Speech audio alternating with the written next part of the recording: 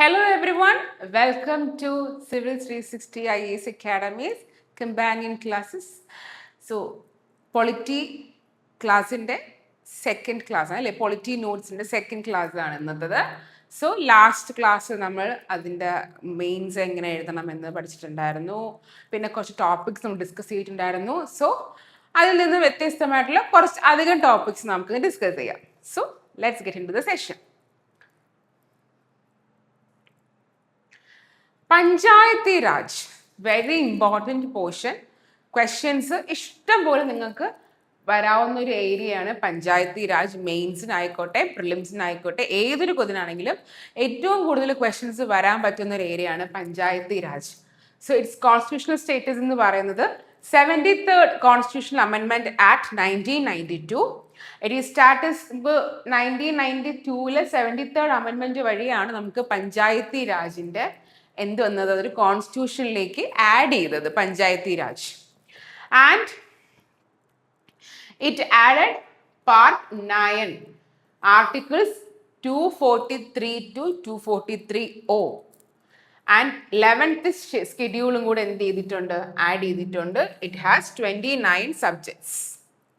പഞ്ചായത്തി Raj 73rd അമെൻമെന്റ് added part 9 articles 243 and 243O added 11th schedule 29 subjects. Okay, then അടുത്തത് ഇതിൻ്റെ features നമുക്ക് നോക്കാം. It is A 3-tier system. 3-tier എന്ന് പറഞ്ഞാൽ ഈ ലെവൽ ഓഫ് ഗവൺമെൻറ്റിനകത്ത് 3 ലെവലായിട്ട് കാണും. അതാണ് 3-tier എന്ന് ഉദ്ദേശിക്കുന്നത്. സോ ഗ്രാമപഞ്ചായത്ത്, പഞ്ചായത്ത് സമിതി ആൻഡ് ജില്ലാ പരിഷത്ത്. നമ്മുടെ ജില്ല എന്ന് പറയത്തില്ലേ, വില്ലേജ് ലെവൽ, ബ്ലോക്ക് ലെവൽ, ജില്ല, അതാണ് ജില്ലാ പരിഷത്ത് എന്ന് പറയുന്നത്. ഗ്രാമസഭ as the foundation of grass Roots democracy. Grass Roots democracy എന്ന് വെച്ചാൽ വളരെ താഴെ നിൽക്കുന്ന ഏറ്റവും കോമൺ ജനങ്ങൾക്ക്, സാധാരണക്കാരായിട്ടുള്ള ജനങ്ങൾക്ക് ഗവൺമെന്റിനെ ആക്സസ് ചെയ്യാൻ പറ്റുന്ന ഒരു ലെവൽ ഓഫ് ഗവൺമെന്റ് ആണ് എന്ത്, Panchayati Raj. So grass root എന്ന് വെച്ചാൽ പുൽത്തകിടി, താഴെക്കിടയിലുള്ള ആൾക്കാർക്ക് വരും. താഴെ means not like religion wise or caste wise or ഒന്നുമല്ല, സ്റ്റേറ്റസ് വൈസോ ഒന്നുമല്ല, സാധാരണക്കാരായ ആൾക്കാരെ ഉദ്ദേശിക്കുന്നതാണ് കേട്ടോ. Okay, then reservation for SC ST at least 1/3 seats for woman. 5-year tenure ആണ്.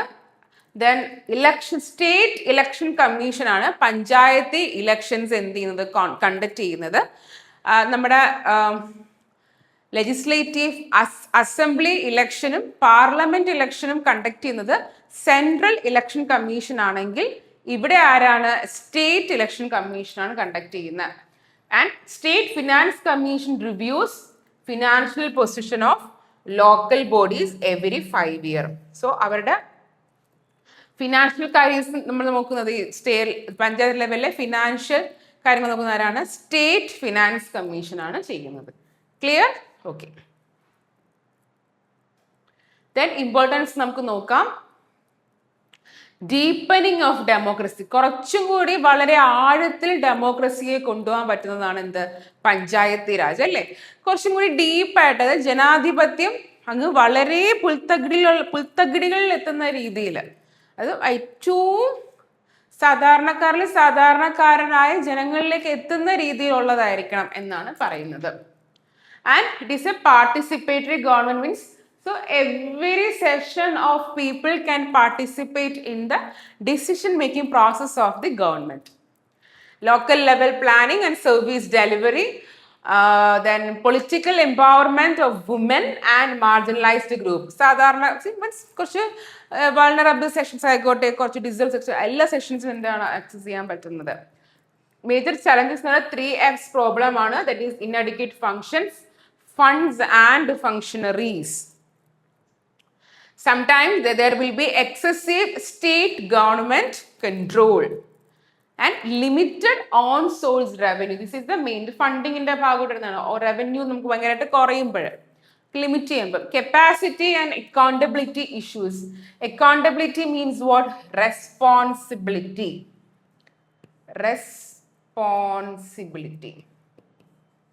അതാണ് അക്കൗണ്ടബിലിറ്റി എന്ന് പറഞ്ഞാൽ. ദെൻ അൺഈവൻ ഡെവല്യൂഷൻ അക്രോസ് സ്റ്റേറ്റ്സിന് ഒരു എല്ലായിടത്തും ഒരേപോലെയുള്ള ഒരു രീതിയിൽ ഇത് വരുന്നില്ല.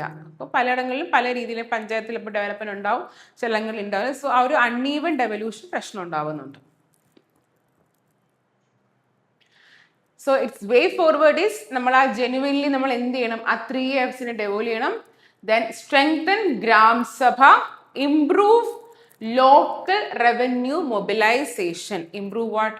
നമ്മുടെ ലോക്കൽ റവന്യൂ. കാരണം ലോക്കൽ സെൽഫ് ഗവൺമെന്റിന്റെ റവന്യൂ കാര്യങ്ങൾ എന്ത് ചെയ്യണം, അതൊരു നല്ല രീതിയുമായിട്ട് മോണിറ്റർ ചെയ്ത് നല്ല രീതിയിൽ കൊണ്ടുപോകാൻ പറ്റണം. Then capacity building and digital governance. So this is now we have a digital era. So digital governance is much more easier അല്ലേ? അപ്പൊ അതിലേക്ക് തന്നെ ഫോക്കസ് ചെയ്യണം. ലൈക്ക് ഫോർ നമുക്ക് റെഡ് ടാപ്പിസ് ഒക്കെ നമുക്ക് എന്ത് ചെയ്യാം? റെഡ് ടേപ്പിസ് എന്താണ്? ഫയലുകൾ തുറന്നു നോക്കി കാര്യങ്ങൾ തീരുമാനിക്കുന്ന ഒരു സമയം നമുക്ക് എന്ത് ചെയ്യാൻ പറ്റും?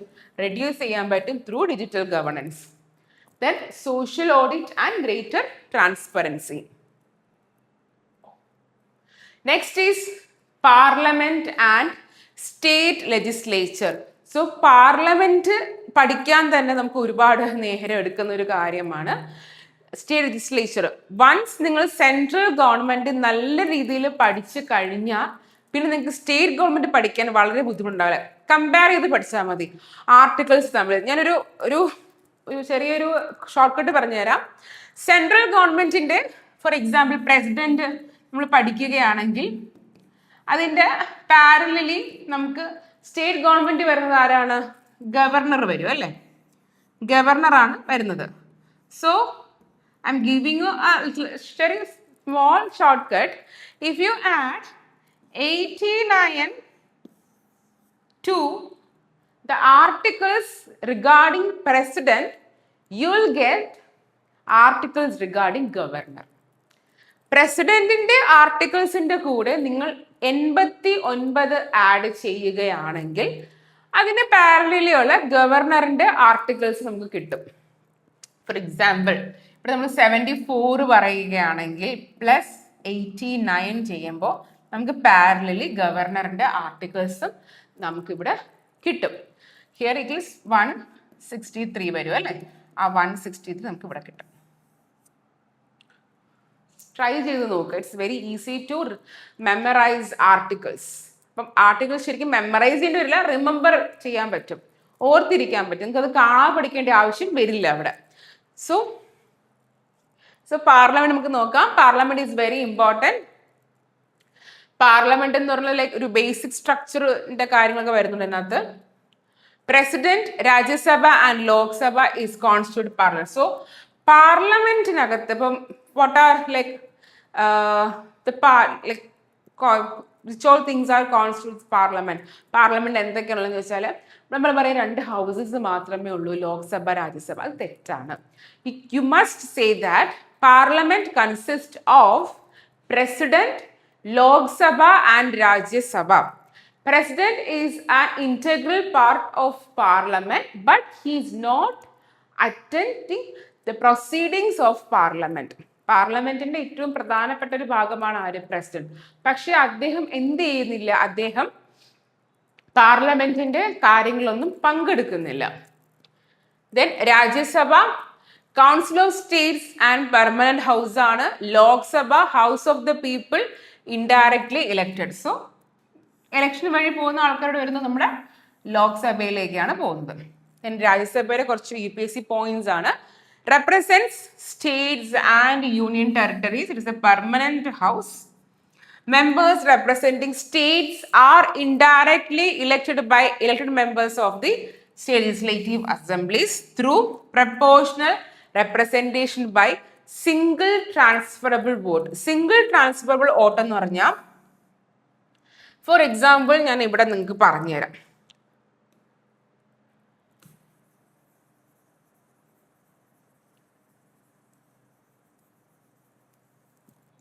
ലൈക്ക് സപ്പോസ് ഒരു 4 പേര് കാൻഡിഡേറ്റ് ആയിട്ടുണ്ട്, ABCD and D, and you people are asked to vote them. അവർക്ക് വോട്ട് ചെയ്യാൻ പറഞ്ഞിരിക്കുകയാണ്. അപ്പം നിങ്ങൾ എന്ത് ചെയ്യുമെന്ന് പറഞ്ഞാൽ നിങ്ങൾ 4 പേർക്കും നിങ്ങളുടെ പ്രിഫറൻസ് അനുസരിച്ച് റാങ്ക് ചെയ്യും വോട്ട് ചെയ്യുന്ന വെച്ചാൽ ഇപ്പം നിങ്ങൾക്ക് ഇതിൽ ഏറ്റവും ഇഷ്ടം സിക്ക് ആണെങ്കിൽ യു ഗിവ് ഫസ്റ്റ് റാങ്ക്, ബിക്ക് ആണെങ്കിൽ സെക്കൻഡ് റാങ്ക്, ഡിക്ക് ആണെങ്കിൽ third rank and you give fourth rank to A. അപ്പോൾ ഫസ്റ്റ് റാങ്ക് കിട്ടുന്ന ആൾക്ക് സിക്ക് ആണെങ്കിൽ സി അവർ ചൂസ് ചെയ്യും. ഇപ്പം നമുക്ക് ഫസ്റ്റ് ഇപ്പം സിക്ക് ഇപ്പം നമുക്കൊരു ജയിക്കാൻ 40 വോട്ട് മതിയെങ്കിൽ എന്ത് ചെയ്യുന്നറിയാമോ, 40ാമത്തെ വോട്ട് ആകുന്നതിന് മുമ്പ് നിങ്ങളുടെ വോട്ട് എടുക്കുന്നതിന് മുന്നേ സി ജയിച്ചെങ്കിൽ എന്ത് ചെയ്യും, സിയെ മാറ്റും. അപ്പൊ നിങ്ങളുടെ ഈ ഫസ്റ്റ് റാങ്ക് ഒരിക്കലും ഇപ്പൊ നിങ്ങൾ പറയൂ ഞാൻ ഓൾറെഡി സിക്ക് കൊടുത്തു ബട്ട് ഓൾറെഡി സി ജയിച്ചു കഴിഞ്ഞു എന്ന് പറഞ്ഞാൽ നിങ്ങളുടെ റാങ്ക് നിങ്ങളെ കൊടുത്ത പ്രിഫറൻസ് വെറുതെ പോകുന്നില്ല. ആ വോട്ട് വെറുതെ പോകുക. ആ വോട്ട് എന്ത് ചെയ്യും, അടുത്ത പ്രിഫറൻസിലേക്ക് ഷിഫ്റ്റ് ചെയ്യും. സോ നെക്സ്റ്റ് പ്രിഫറൻസ് ഏതാണ്, ബി ആണ്. അപ്പൊ ബിക്ക് ആ വോട്ട് എന്ത് ചെയ്യും, ട്രാൻസ്ഫർ ചെയ്യും.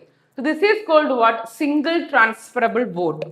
അപ്പൊ ഈ രീതിയിലാണ് നമുക്ക് രാജ്യസഭാ ഇലക്ഷനും പ്രസിഡന്റ് ഇലക്ഷനും ഒക്കെ സംഭവിക്കുന്നത്. ഓക്കെ, ദെൻ മാക്സിമം സ്ട്രെങ്ത് എന്ന് പറയുന്നത് 250 ആണ്. Current constitutional provision allows up to 238 plus 12 ആണ് വരുന്നത്. 12 മെമ്പേഴ്സ് എന്ന് പറയുന്നത് nominated by the president for special knowledge. President ഒരു 12 പേരെ നോമിനേറ്റ് ചെയ്യുന്നുണ്ട് from various spheres of like literature, science, art, etc. And vice president is the ex officio chairman of Rajya Sabha. Ex officio എന്ന് പറഞ്ഞാൽ whoever comes to the post of vice president will automatically becomes the chairman of Rajya Sabha.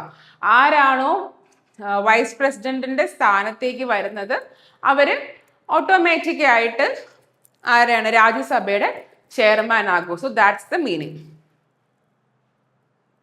Then why Rajya Sabha is important എന്ന് ചോദിച്ചു കഴിഞ്ഞാൽ represents federal interest. So ഈ ഒരു federalism, the distribution of power ഏറ്റവും കൂടുതൽ കാണിക്കുന്ന രാജ്യസഭയിലേക്കാണ്. Because നമുക്കൊരു emergency വന്നു കഴിഞ്ഞാൽ ലോക്സഭ എന്ന് പറയുന്നത് ഡിസോൾവ് ആണ്, ലോക്സഭ ആ സെഷനില്ല, ഡിസോൾവ് ആണെങ്കിൽ രാജ്യസഭ അംഗീകരിച്ചാലും മതി. സോ രാജ്യസഭ അങ്ങനെ കുറച്ച് ഫെഡറൽ ഫീച്ചേഴ്സിൽ വളരെയധികം പ്രാധാന്യമുണ്ട്. Provides continuity because it is a permanent body. ഇതെന്താ, ഡിസോൾവ് ആകുന്നില്ല. ഹൗസ് ഓഫ് റൂളേഴ്സ് എന്നൊക്കെ പറയാൻ പറ്റും. ഈ ലോക്സഭ എന്ത് ചെയ്യുന്നുണ്ട്, 5 വർഷം കഴിയുമ്പോൾ ഡിസോൾവ് ആയിട്ട് പുതിയ ഇലക്ഷൻ വരാം. പക്ഷെ രാജ്യസഭ എന്ത് ചെയ്യുന്നില്ല, ഡിസോൾവ് ആകുന്നില്ല. So it is A permanent body and acts as A revising chamber. Revising chamber ആയിട്ട്, കാരണം ഇറ്റ്സ് ലൈക്ക് നമ്മുടെ ഒരു എന്താ പറയുക, കുറേ മാറ്റങ്ങൾ കൊണ്ടുവരാനും ലൈക്ക് എന്തെങ്കിലും ഒരു ഡിസിഷനിലേക്ക്, it is like revising chamber. Provides experienced and expert representation. So this is why Rajya Sabha is important. Then parliamentary versus presidential system. So our country has chosen parliamentary system rather than presidential system. So presidential system is like USA, India, UK is following parliamentary system. Executive responsible to legislature. So the law implementing people are responsible to law making people.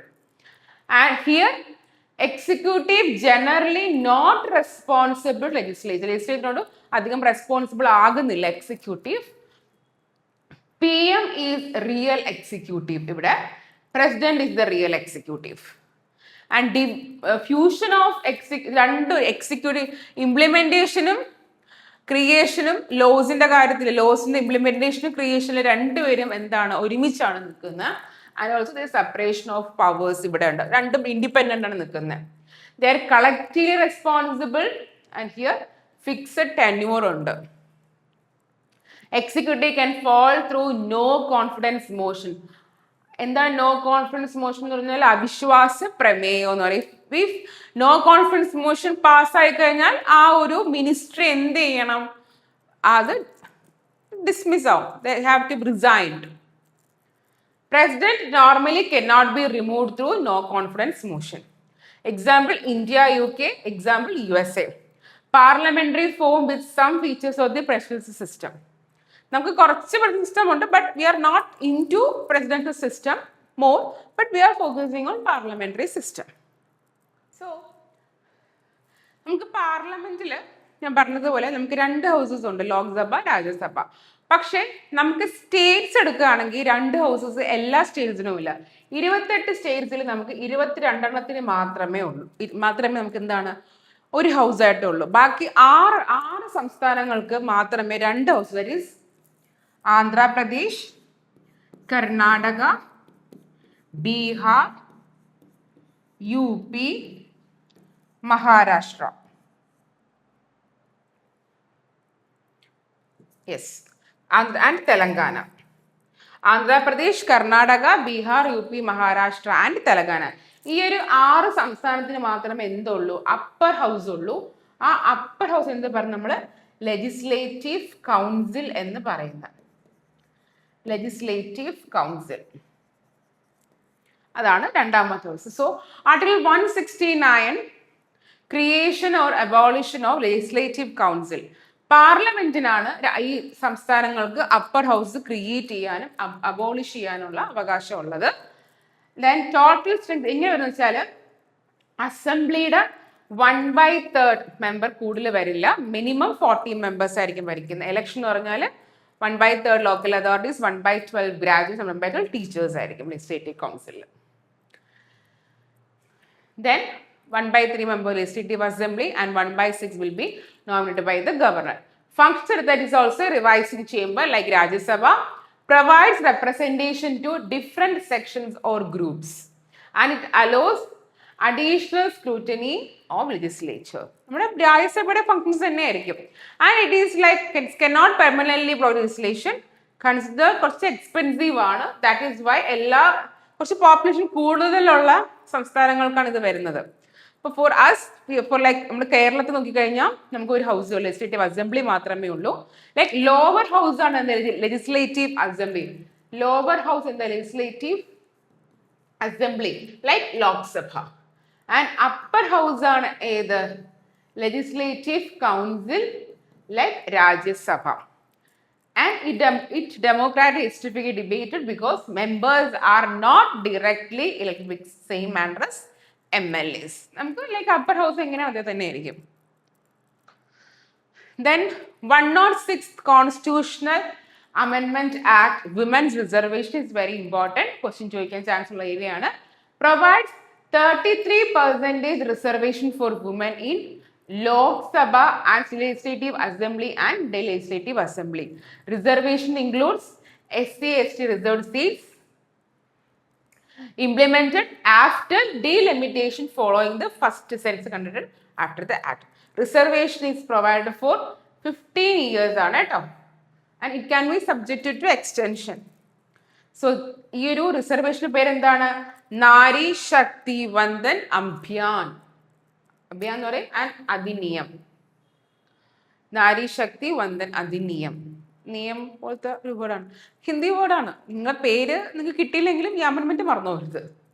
എനിക്ക് ചിലപ്പോൾ അധിനിയവും ഈ അഭിയാനൊക്കെ അങ്ങോട്ടും ഇങ്ങോട്ടും പരീക്ഷയ്ക്ക് മാറിപ്പോയിട്ടുണ്ട്. അപ്പം ഞാൻ maximum എന്ത് ചെയ്യുന്നറിയോ, ഇത് ഈ ലൈക്ക് മീൻസ് എഴുതുമ്പോഴത്തേക്ക് ഈ ഒരു കൃത്യമായിട്ട് പോയിന്റ്സ് അറിയില്ലാത്തത് എഴുതാൻ നിൽക്കരുത്. അപ്പം ഞാൻ തെറ്റിപ്പോകുന്നുള്ളതുകൊണ്ട് ഞാനത് എഴുതില്ല. സോ അങ്ങനത്തെ ഒരു പ്രിക്വേഷൻ എപ്പോൾ എടുക്കണം കേട്ടോ. Then union state relation. So India is a federal structure with a strong center. It is Article 1 പറയുന്നതാണ്. So India has a federal feature with a strong center. Dimensions ഏതൊക്കെയാണ്? legislative relations ഉണ്ട്, law making, administration, law implementing, financial, physical relation, financial. So Article 246 distribute legislative powers through എങ്ങനെയാണ് powers, എങ്ങനെ union list, state list and concurrent list ഉണ്ട്. So ഇതിലുള്ള subjects ഒക്കെ കാണാൻ പഠിക്കുന്നില്ല, but നിങ്ങൾക്ക് അറിയാമെങ്കിൽ നല്ലത്. സോ ഈ ലിസ്റ്റ് എല്ലാം പറയുന്ന സ്കെഡ്യൂൾ ഏതാണ്? 7th schedule contains legislative. നമ്മുടെ ഈ 3 ലിസ്റ്റിൽ പെടാത്ത കുറച്ച് പവേഴ്സ് ഉണ്ട്. They are called residuary powers. അത് ആർക്കാ പോവുക? പാർലമെന്റിനായിരിക്കും റെസിഡ്യൂറി പവേഴ്സ് പോകുന്നത്. Then Indian federalism key characteristics ആണ്. Federal features ഉണ്ട്, that is we have dual polity, that is two government. Constitutional division of powers ഉണ്ട്. And the written constitution ആണ്. Supremacy of constitution, independent judiciary and bicameralism at the center. Bicameralism എന്ന് വെച്ചാൽ 2 house ആണ് കേട്ടോ. So judiciary is very independent. കാരണം നമുക്ക് 3 organ, legislative, executive, judiciary ഉണ്ടെങ്കിൽ നമുക്ക് എന്താണ് അവിടുത്തെ പ്രധാനം എന്ന് പറഞ്ഞാൽ അവിടെ നമ്മുടെ ജുഡീഷ്യറി ഇൻഡിപെൻഡൻ്റ് ആണ്.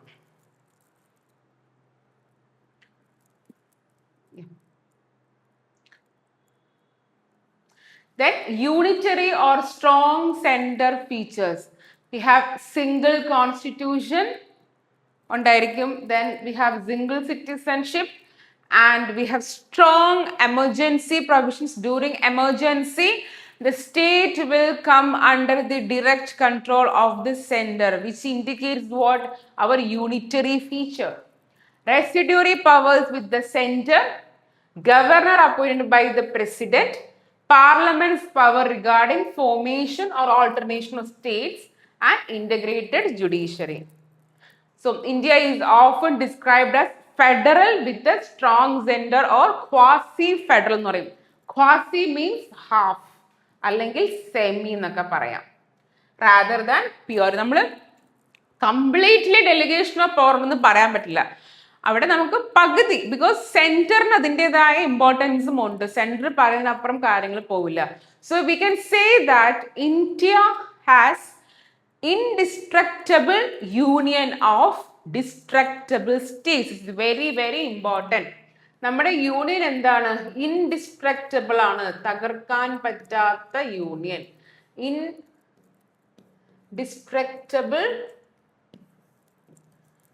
ഇൻഡിസ്ട്രക്റ്റബിൾ യൂണിയൻ ഓഫ് തകർക്കാൻ പറ്റുന്നത്. നമുക്ക് സ്റ്റേറ്റ്സിനെ മാറ്റാൻ യൂണിയന് പറ്റും അല്ലേ? Because under article 2, 3 etcetera state can center can change the name, boundary and alter the boundary of the states. So India has indestructible union of destructible states. This is very important.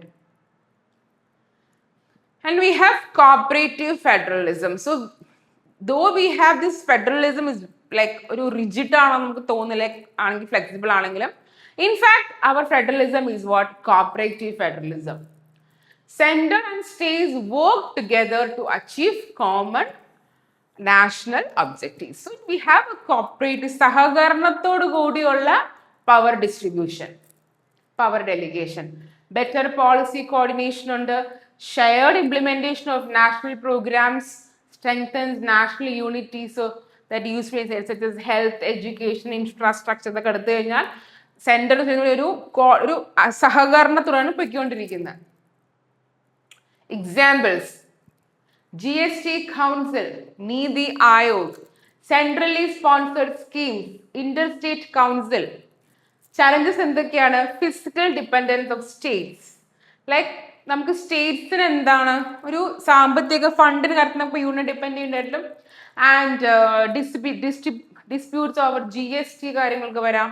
And governor related controversies. So governor is like the agent. He is really the agent of the center. Center is appointing the governor. So in some states we have seen such topics like controversies regarding governor with the state government. So the main challenge between center and state is the governor related controversies. Centralization concerns and unequal distribution of like unequal administration capacity among states. Then competitive federalism. Like states compete with one another to attract investment, industries, talent, infrastructure to governments. Like central നിന്ന് നല്ല രീതിയിൽ fund കിട്ടാനും സെൻട്രലിനെ attract ചെയ്യാനും സ്റ്റേറ്റ്സിന് ഒരു ഫെഡറലിസത്തിന് ഒരു competition ഉണ്ടാവും. Competitive federalism encourage innovation, improves governance, promotes efficiency and encourage investment and development. So India needs a combination of cooperative plus competitive federalism. അതാണ് ഏറ്റവും നല്ലത്. സഹകരണത്തോടു കൂടിയുള്ള മത്സര ബുദ്ധിയോട് കൂടിയുള്ള ഒരു പവർ ഡിസ്ട്രിബ്യൂഷൻ ആണെങ്കിൽ it will be very good. Like innovation വരും, development വരും, efficiency also. Next is interstate water dispute. നദീതട ലൈക്ക് നമുക്ക് ലൈക്ക് രണ്ട് നദികൾക്കിടയിൽ അപ്പുറം ഇപ്പം നിൽക്കുന്ന സംസ്ഥാനം തമ്മിലുള്ള പ്രശ്നങ്ങൾ അല്ലേ? ഇപ്പോൾ കാവേരി റിവറിനെ വെച്ചിട്ട് India Tamil Nadu Karnataka India Kerala Tamil Nadu Karnataka. Okay, so interstate water dispute article is very important. 262, adjudication of disputes related to interstate water. Parliament can provide for adjudication through legislation. Interstate Water Disputes Act 1956 provides the statutory mechanism. And river water ഷെയറിനെ കുറിച്ച് tribunal, നമുക്ക് tribunals ഉണ്ട് അല്ലേ? Tribunals ആണ് ഈ interstate water ഡിസ്പ്യൂട്ട്സിന്റെ കാര്യങ്ങൾ തീരുമാനം വരുന്നത്.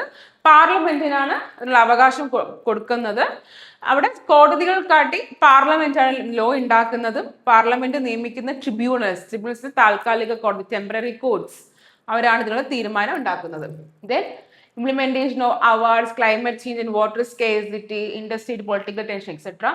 Way forward, strengthen dispute resolution mechanisms, faster tribunal process, better river basin management, greater data sharing between states and cooperative federal approach. Then we have send-the-state relations, the area for reform. Strengthen Interstate Council, Article 263. Greater consultation between center and states and physical autonomy. സാമ്പത്തിക കാര്യങ്ങൾ സ്റ്റേറ്റ്സിന് കുറച്ചും കൂടി ഒരു സ്വയം ഭരണം വരണം. Then rationalize centrally sponsored സെൻട്രലായിരിക്കും ഒരു 60% വരുന്നത് fund. Ensure impartiality of governance, strengthen local governments, improve institutional mechanisms for resolving interstate disputes, promote cooperative and competitive federalism. So that's it. Very short ആയിട്ടുള്ളതാണ്. So again we will have another sessions on polity notes. So that's the end of today's session. So I hope you have you like this session and നമുക്ക് ഇനിയും അടുത്ത sessions കൊണ്ടുവരാം. നിങ്ങൾക്ക് എന്തെങ്കിലും ഡൗട്ടോ കാര്യങ്ങളോ ഉണ്ടെങ്കിൽ so don't hesitate to ask, feel free to contact us. So that's it. Companion പ്രോഗ്രാമിൽ join ചെയ്ത് എല്ലാവർക്കും ഇതിൻ്റെ നോട്ട്സ് നമ്മൾ ഡീറ്റെയിൽഡ് നോട്ട്സ് PDF ആയിട്ട് ഷെയർ ചെയ്യുന്നുണ്ട്. ക്ലാസ്സസ് ഇനിയും ഉണ്ടാകും. So be happy, be positive. Thank you and see you in the next session. Thank you. Bye.